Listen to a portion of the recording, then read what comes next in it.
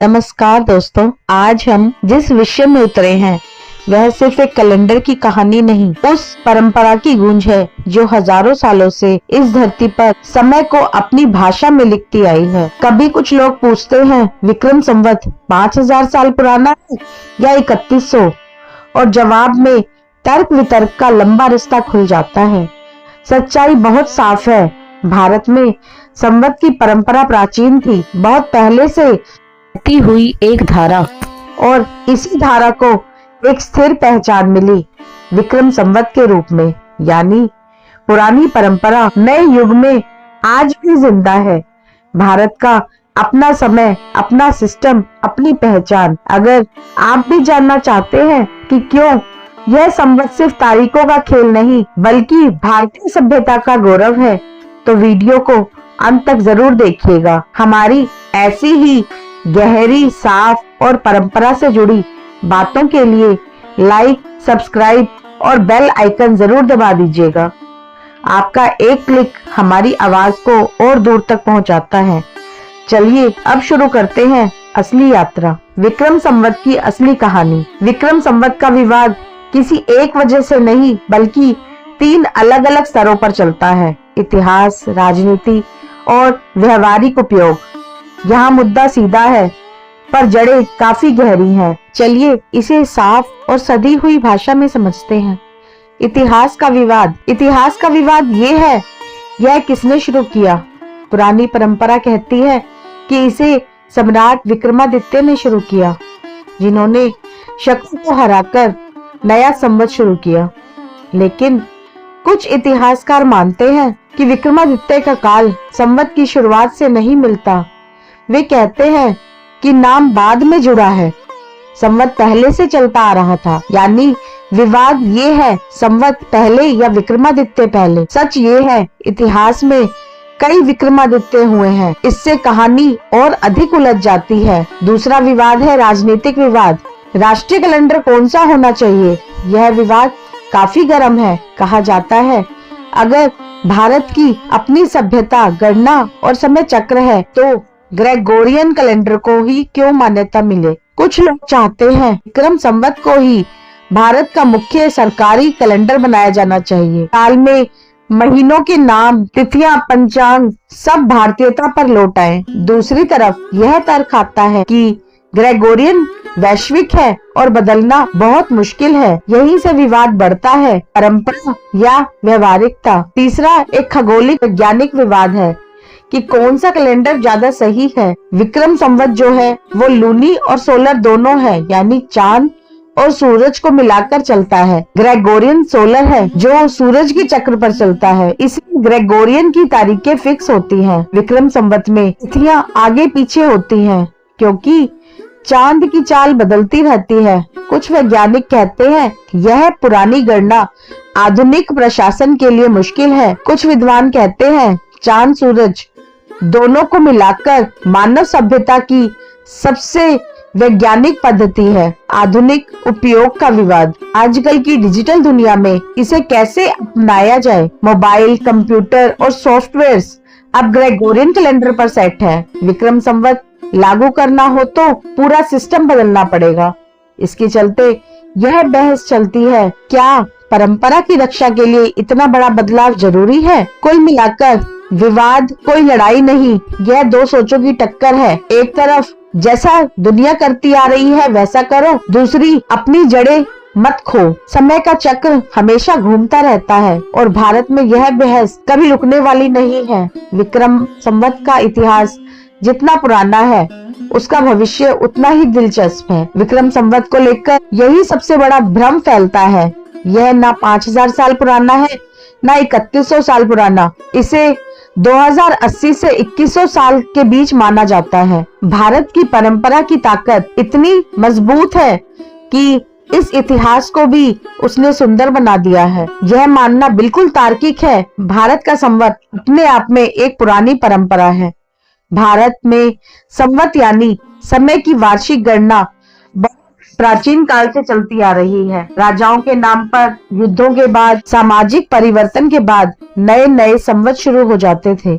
अर्थात संवत शब्द और साल गिनने की परंपरा विक्रमादित्य से पहले से चली आ रही है। कई शोधकर्ताओं का मानना है एक पुराने प्रचलित संवत को बाद में विक्रमादित्य के नाम से जोड़ दिया गया और उसी बिंदु से सालों की आधिकारिक गिनती तय हुई। यानी दो बातें साथ साथ सच हो सकती हैं। भारत में समय गणना बहुत पहले से मौजूद थी। ये कोई नई चीज नहीं है, बल्कि हमारे पूर्वज इसे हजारों साल से समझते हुए आ रहे हैं। इसे हम उदाहरण से समझ सकते हैं। जैसे पुराने समय में लोग तारों से समय मापते थे। आसमान के 27 अलग अलग हिस्सों को नक्षत्र कहा गया था। कौन सा तारा किस जगह है, इससे दिन, महीना, साल का अंदाजा लगाया जाता था। और ऋतुएं पहले से तय थी, जैसे गर्मी, बसंत, बरसात, शरद, हेमंत और शिशिर। इनका मतलब है मौसम के हिसाब से साल का पूरा चक्र समझा जाता था। पूजा पाठ और यज्ञ भी समय देखकर होते थे। कब अमावस्या है, कब पूर्णिमा है, यह सब गिनती बहुत पहले से चलती थी। वेदांग ज्योतिष नाम का एक बहुत पुराना ग्रंथ है, जिसमें दिन, महीने, तिथि, नक्षत्र और संक्रांति सबका हिसाब लिखा गया है। यानी कैलेंडर की शुरुआत बहुत पहले हो चुकी थी। पंचांग भी पुराने जमाने में बनना शुरू हो चुका था। तिथि, वार, नक्षत्र जो आज हम पंचांग देखते हैं, इसकी गणना हजारों साल से चली आ रही है। महाभारत में भी ग्रहों की स्थिति लिखी मिलती है। इससे पता चलता है कि उस समय लोग आकाश की चाल पर नजर रखते थे।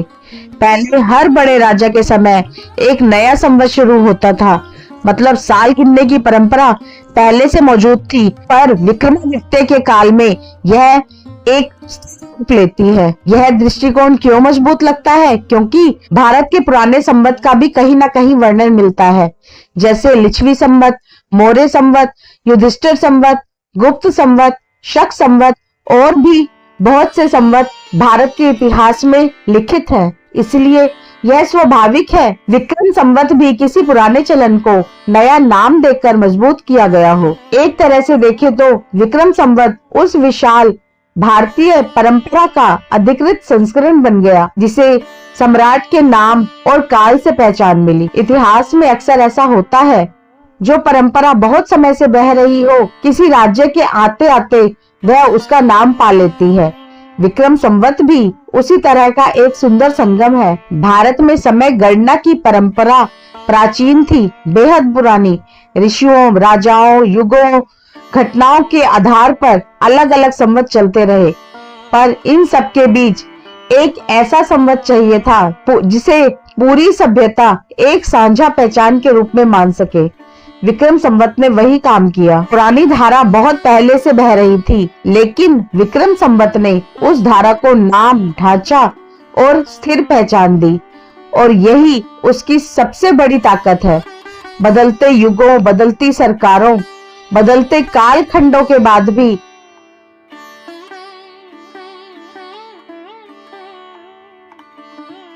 यह भारतीय सभी परंपरा आज भी जीवित है। सरकारी पंचांगों, त्योहारों, मंदिरों और हर ग्रामीण शहरी कैलेंडर में इतिहास के सैकड़ों तर्क वितर्क अपने स्थान पर मुख्य बात वही है, हमारे देश के प्राचीन समय गणना को एक ऐसा चेहरा मिला जो आज के युग तक भी टिका है।